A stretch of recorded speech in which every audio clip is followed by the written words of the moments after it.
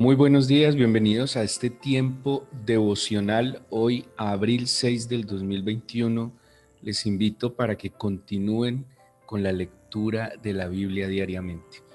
Hoy vamos a leer Mateo capítulo 27, versículos 32 al 66, Deuteronomio capítulos 7 y 8 y Job capítulo 7. Mateo 27, 32 al 66, Deuteronomio 7 y 8 y Job capítulo 7.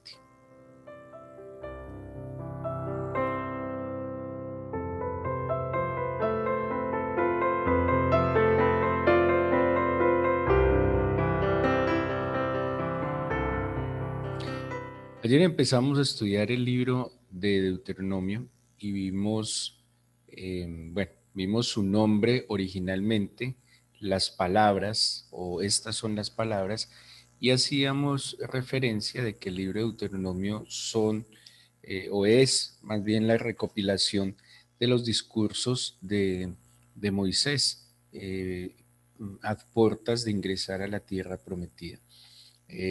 Moisés está recopilando, está reemitiendo la ley que habían recibido en el Sinaí y en el desierto.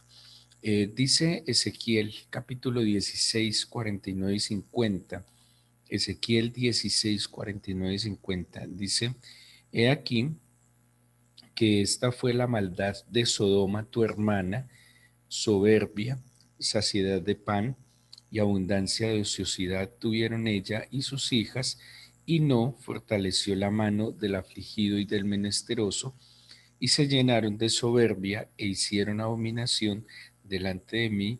Cuando lo vi, las quité.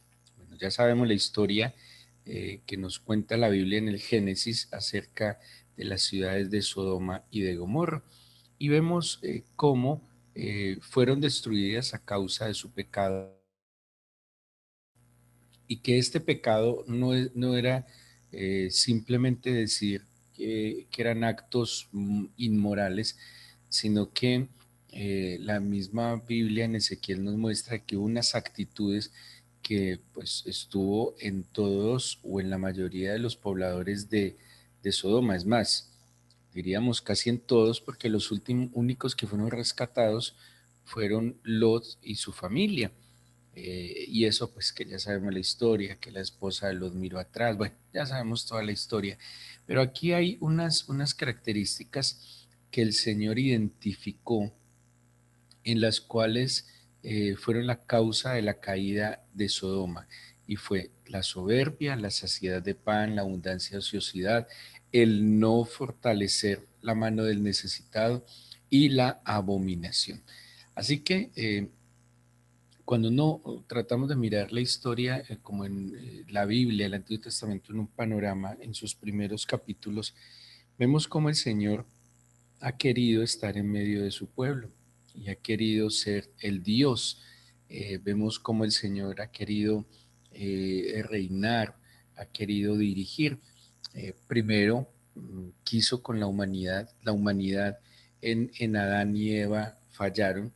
Luego el Señor escoge a un hombre que es Abraham, y en los lomos de ese hombre a una nación.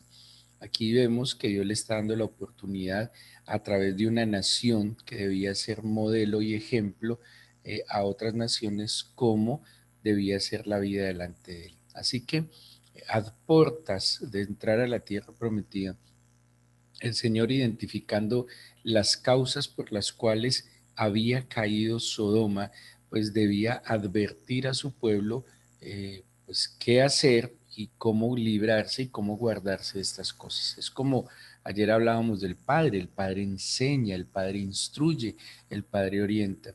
Y si vemos que un padre ha sacado a sus hijos de la esclavitud, los ha llevado por un desierto, ha lidiado con su inmadurez, con su terquedad, ha lidiado con todas las actitudes negativas que identificamos a lo largo del paso por el desierto, pues ya llegando a la tierra prometida, debe advertir de nuevo acerca de aquellas cosas que va a traer a ellos la perdición. ¿Cuáles? La soberbia, la saciedad de pan, abundancia de ociosidad, el no ayudar al necesitado y la abominación. Entonces, si yo como padre sé y advierto que toda una nación, que unas ciudades fueron destruidas a causa de esto, pues yo debo también instruir y advertir a mis hijos para que se libren de eso. Ahora, no es solo decir no hacer, ¿sí? Porque pues es un lenguaje muy común en el padre de decirle al hijo no hacer, pero aquí más bien el Señor lo que plantea es qué podemos hacer, qué actitudes podemos tomar, qué conductas debemos tener para no caer en la soberbia, en la saciedad de pan, en la abundancia de ociosidad, en no ayudar al menesteroso y en la abominación, que es lo que el Señor viene planteando a través del Deuteronomio. Y particularmente entre los capítulos 7 y 10, dice los versículos, vamos a empezar con el capítulo 7, versículos 6 al 9, dice: Tú eres pueblo santo para el Señor tu Dios. El Señor tu Dios te ha escogido para hacerle un pueblo especial más que todos los pueblos que están sobre la tierra. Si yo escucho esas palabras así como están, pueden ser de doble filo. ¿En qué sentido? Pueden estimular la autoestima. Si yo cojo a un hijo y le digo a un hijo, tú eres, le recuerdo, santo tiene que ver con que eres diferente, eres exclusivo. Entonces yo le digo a un hijo, tú eres diferente, eres exclusivo, el Señor te ha escogido para ser especial, más que todos los demás que están sobre la tierra. Entonces, les decía, esta expresión puede ser de doble filo. Uno, puede aliviar una baja autoestima, puede estimular la valía propia, pero también, así nomás, podría ser un motivo de altivez y de soberbia, ¿sí? Entonces, claro, soy diferente, soy exclusivo, soy especial más que todos, o sea que estoy por encima de.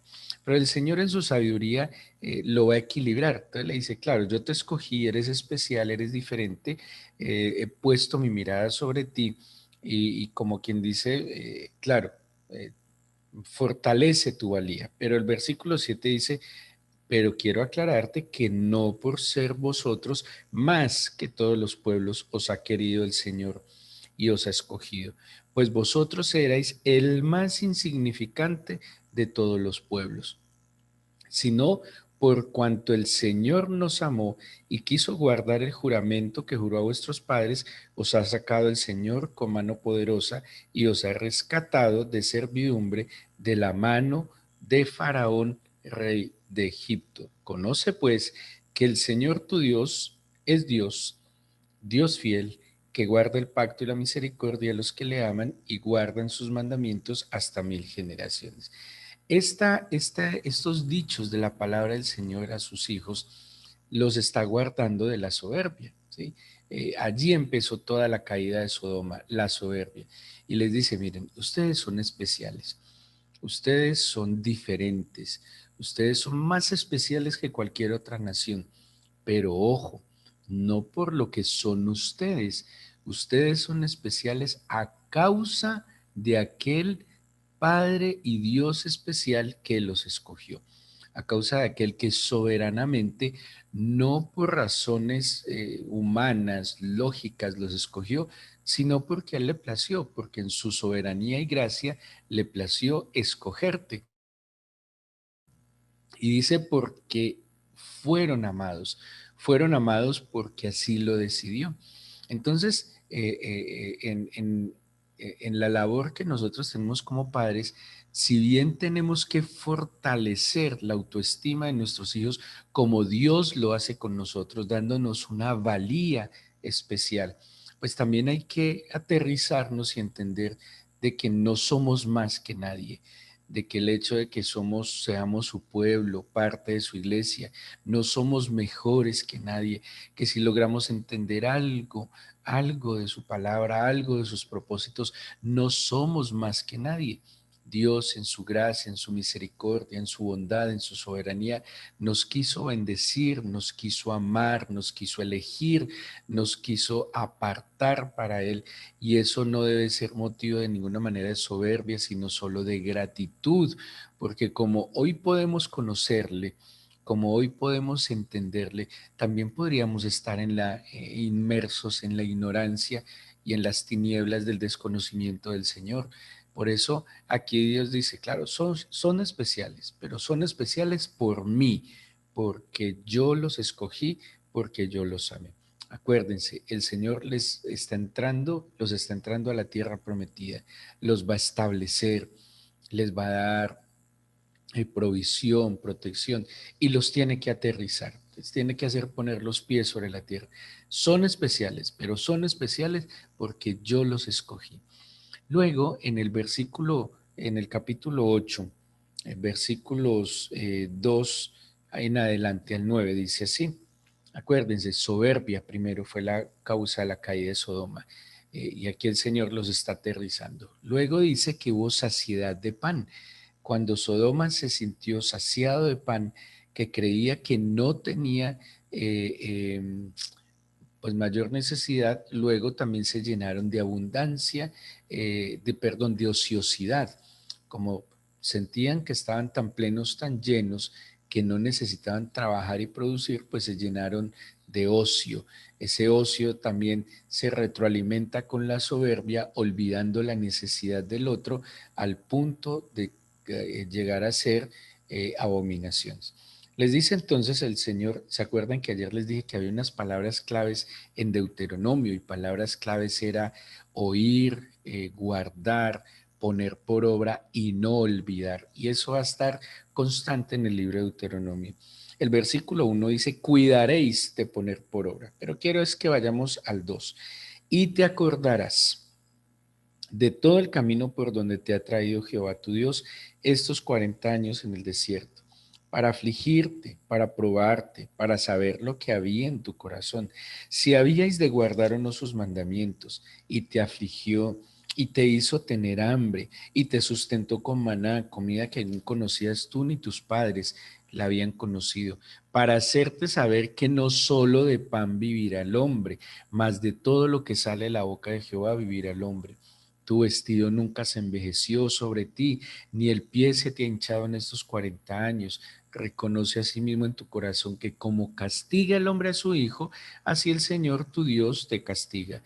Guardarás pues los mandamientos del Señor tu Dios, andando en sus caminos y temiéndole, porque el Señor tu Dios te introduce en la buena tierra, tierra de arroyos, de aguas, de fuentes, de manantiales, que brotan en vegas y montes, tierra de trigo, cebada, vides, higueras, granados, tierra de olivos, de aceite y de miel, tierra en la cual no comerás el pan con escasez, ni te faltará nada en ella, tierra cuyas piedras son hierro y de cuyos montes sacarás cobre, y comerás y te saciarás y bendecirás a Jehová tu Dios por la buena tierra que te habrá dado.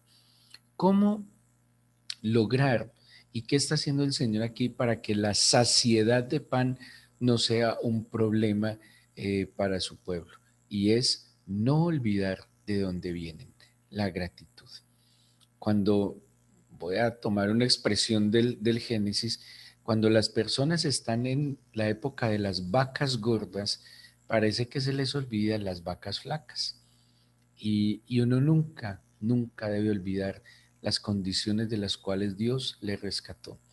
Aquellos que hayan tenido la oportunidad de tener necesidades físicas, materiales, económicas, cuando experimenten la saciedad, no debemos olvidar que en algún momento no tuvimos, que en algún momento no alcanzaba para pagar los compromisos, que en algún momento no alcanzaba para comer más allá de lo que quisiéramos, que en algún momento tuvimos limitación de recursos, para que cuando estemos frente a la mesa, por eso dice la oración del Padre nuestro, el pan nuestro, dánoslo hoy, porque esa expresión es entender humildemente que Dios es el que sirve la mesa, abundante.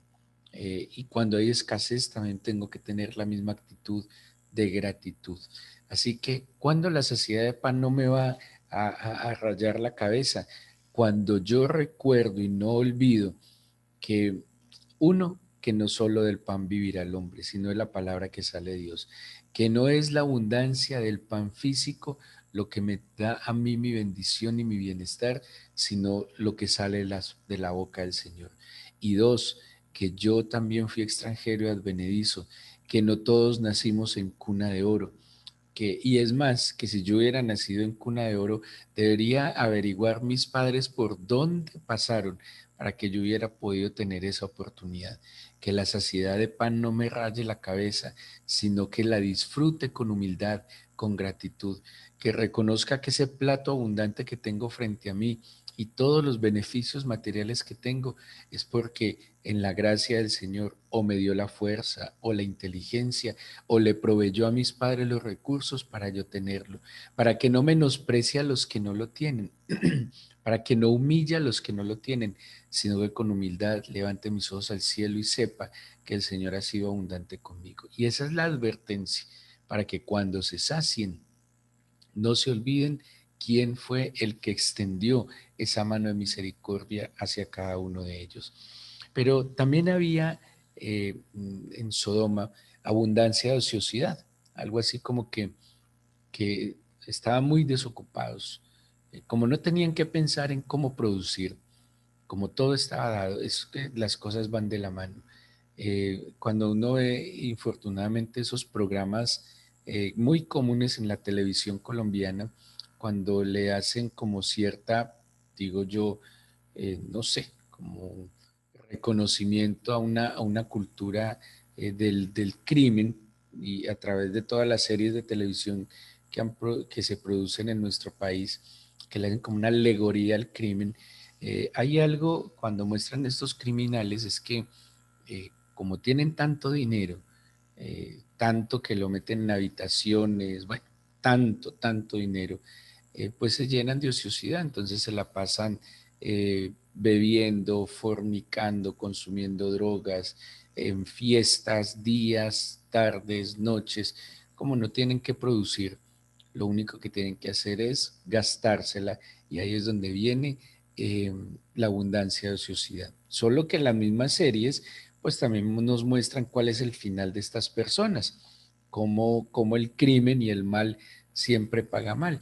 Pero cuando no hay reconocimiento, cuando no hay necesidad de producir, cuando todo está a pedir de boca, pues las personas bajan las manos, se esfuerzan menos y ahí es donde viene la abundancia de ociosidad, cuando no están ocupados en algo productivo. ¿Qué es ociosidad? Todo aquello que se hace de manera improductiva, todo lo que no genera ningún tipo de resultado. Dice, ¿cómo ocuparnos? ¿Qué le aconseja el Señor al pueblo de Israel? Versículo 1 del capítulo 8. Cuidaréis de poner por obra todo mandamiento que yo os ordeno hoy, para que viváis y seáis multiplicados y entréis y poseáis la tierra que Jehová prometió con juramento a vuestros padres. O sea, la manera de evitar la abundancia de ociosidad es estar ocupados en aquello que sí es productivo. Por eso es negociar, negar el ocio, negar aquellas cosas que son improductivas. Y la mejor manera que plantea el padre a sus hijos es ocúpense en entender qué es lo que debe hacer y hágalo. Ocúpese de hacer lo correcto, ocúpese de hacer lo debido, ocúpese de hacer lo adecuado y si está ocupadito haciendo lo bueno, no le va a quedar tiempo de hacer lo malo. Esa es el consejo, la dirección que el padre, la instrucción que el padre le da a sus hijos para evitar la abundancia de ociosidad. Ocúpense de lo bueno, de lo recto, de lo verdadero. Cuando en un corazón hay humildad porque reconoce que todo proviene de su Señor, que todo lo ha recibido, que todo ha sido un acto de la gracia soberana del Señor. Cuando estamos agradecidos ante la abundancia y también agradecidos, si es la circunstancia, ante la escasez, cuando estamos ocupados, cumpliendo, obedeciendo, haciendo lo que se debe hacer, cuando el esposo está cumpliendo su rol, cuando la esposa está cumpliendo el papel que le corresponde, cuando los padres están haciendo lo que deben hacer, pues no les queda tiempo para hacer lo malo. De esa manera, el corazón también se sensibiliza, es agradecido, es humilde y tiene la capacidad de mirar su entorno y al mirar su entorno verá la necesidad del que está a su lado. Pero si no, pues el riesgo es, como les decía, que la soberbia retroalimentada va a terminar orientando estos corazones a la abominación. Miren lo que dice el capítulo 7, versículos 17 en adelante. Si dijeras en tu corazón, estas naciones son mucho más numerosas que yo, ¿cómo las podré exterminar? Porque Dios les había dado la orden que exterminaran las naciones. ¿Por qué? Porque si no exterminaban las naciones, digámoslo de alguna manera, cortar todo tipo de vínculo y relación con estas naciones paganas y malvadas. Él tenía que evitar negociaciones, acuerdos, alianzas con estas naciones, naciones que dentro de sus prácticas tenían no solo el sacrificio de los hijos, sino desórdenes. Bueno, era toda una locura. Y aquí el Señor es la forma como el Señor les dice, bueno, la manera es que lleguen, conquisten y exterminen. Pero si ustedes creen que no pueden exterminarlos, dice el 18, no tengas temor de ellas. Mire, una de las razones por las cuales los creyentes tienen malas e inadecuadas relaciones, porque sostienen amistades, porque sostienen negocios con personas pues, que lo están haciendo mal, personas que, que no están dentro de la legalidad. Muchas veces es por temor, temor a perder una posición, un lugar, temor a perder la comodidad. Ayer, viendo algo sobre el cristianismo en medio del Imperio Romano, había algo y es que muchos cristianos, y el imperio se los permitía, podían darle culto al Señor Jesús, pero también debían darle culto a los dioses romanos. Y estos cristianos sobrevivían, pero los cristianos que se negaban a darle culto a los dioses romanos, estos cristianos perecían y los mataban. Pero en últimas, ¿cuáles eran los que agradaban al Señor? Y lastimosamente, el cristianismo de hoy en día también está un poquito contaminado en que vamos a la iglesia, oramos a Jesucristo, acá alabamos a Jesucristo, le cantamos a Jesucristo, pero también le rendimos cultos a dioses que la sociedad nos impone porque hacemos parte de una sociedad que tiene ciertas prácticas a otras deidades, por decirlo de alguna manera. Entonces, ese temor a nuestro entorno, ese temor a la sociedad, ese temor al qué dirán, ese temor a perder un beneficio, ese temor a salir de la comodidad, pues es el que nos hace servirle a dos señores. Entonces, como en la época de los reyes, tener el templo, el tabernáculo al Señor, pero también tener altares a otros dioses. Y aquí que está diciendo el Señor, no les teman, no les teman. Versículo 19. Dice el 18, no teman, acuérdense bien lo que hizo el Señor a Faraón y con todo Egipto, de las grandes pruebas que vieron tus ojos y de las señales y milagros y de la mano poderosa y el brazo extendido con que Jehová tu Dios te sacó. Así hará el Señor tu Dios con todos los pueblos de cuya presencia temieres. Capítulo 7, versículo 20. También enviará Jehová tu Dios avispas sobre ellos, hasta que perezcan los que quedaren y los que se hubieren escondido delante de ti. Este versículo es el que cita Juan Luis Guerra en una de sus canciones que creo que se llama Las avispas. Es este versículo el que cita allí Juan Luis Guerra. Versículo 21, no desmayes delante de ellos porque el Señor tu Dios está en medio de ti, Dios grande y temible. 22, y Jehová tu Dios echará estas naciones de delante de ti poco a poco. No podrás acabar con ellas enseguida, para que las fieras del campo no se aumenten contra ti. Mas el Señor tu Dios las entregará delante de ti, y Él las quebrará con grande destrozo hasta que sean destruidas. Él entregará sus reyes en tu mano, y tú destruirás el nombre de ellos debajo del cielo. Nadie te hará frente hasta que los destruyas. Las esculturas de sus dioses quemarás en el fuego. No codiciarás plata ni oro de ellas para tomarlo para ti, para que no tropieces en ello, pues es abominación al Señor tu Dios. Y no traerás cosa abominable a tu casa, para que no seas anatema, del todo la aborrecerás y la abominarás, porque es anatema. Vemos entonces cómo el Señor, conociendo y reconociendo lo que le había pasado a Sodoma, que había terminado en su destrucción, a su pueblo, y en estos dos capítulos lo vemos consolidado, le advierte qué hacer para no ser destruidos y por el contrario, poder entrar a disfrutar, como leímos en el capítulo 8, una tierra bendita, una tierra próspera, una tierra fructífera, una tierra donde el Señor decidió bendecir a su pueblo. Dios, el Señor, tiene para nosotros una tierra prometida, tiene para nosotros unas condiciones de bendición y también nos advierte cómo disfrutarlo, cómo cuidarlo y cómo vivirlo. Y yo creo que la advertencia y la instrucción que el Padre nos da es demasiado clara. Entonces, cuidémonos de la soberbia, no olvidemos de dónde Dios nos sacó y que todo ha sido su mano misericordiosa, que somos diferentes, especiales y exclusivos por Él, no por nosotros, porque Él es diferente, único y especial. Que el Señor hoy nos sacia, pero que no olvidemos que en algún momento padecimos necesidad y que el Señor nos da tareas que cumplir. Eh, la ociosidad no lleva a nada bueno, la ociosidad lleva a que inventemos cosas malas y entendamos entonces que hay abominaciones que no podemos más permitir. No podemos servir a dos señores. Y esto pues va en beneficio nuestro, en bienestar y en salvación. Entreguémosle este día al Señor en oración, pidámosle que nos dirija y que con sabiduría podamos seguir los consejos del Padre. Cierre sus ojos y entréguele este día al Señor.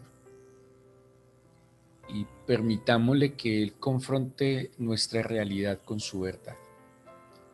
Y nosotros muchas veces, esa es una tendencia del ser humano extraña, que siempre creemos que las cosas no nos van a pasar a nosotros. Y por eso somos a veces tan incautos y tan indiferentes. Y creo yo que es la misma soberbia la que nos hace creer que somos invulnerables y que nunca nada nos podrá pasar. Es una dualidad extraña en la cabeza que yo no sé, Señor, tú cómo nos logras ayudar y entender. Que por un lado somos muy negativos, fatalistas, pero por otro lado tenemos un exceso de confianza en lo que no deberíamos tenerlo. Hoy yo te pido que la luz de tu verdad ilumine mi mente y que me permitas, Señor, seguir tus consejos y tus instrucciones como el Padre que ama a sus hijos. Yo te pido que estas advertencias nos guarden, nos cuiden, nos protejan, que nos halles haciendo lo que debemos hacer, que nos halles, Señor, en el lugar donde debemos estar y con quien debemos estar. Guárdanos de seguir temiendo a los hombres y como advierte tu palabra, temerte a ti de todo y con todo nuestro corazón. Permítenos, Dios Todopoderoso, en la firmeza que nos da el carácter de tu Espíritu en nosotros, Señor, apartarnos de toda aquella fuente de mal, de abominación y tenerte a ti como nuestro único Dios verdadero. Extiende tu mano de bendición sobre cada familia, sobre cada hombre, mujer que se conecta, que hace esta meditación y bendíceles hoy. Que tu palabra se quede guardada en sus corazones. Te lo pido en el nombre de Jesús. Amén.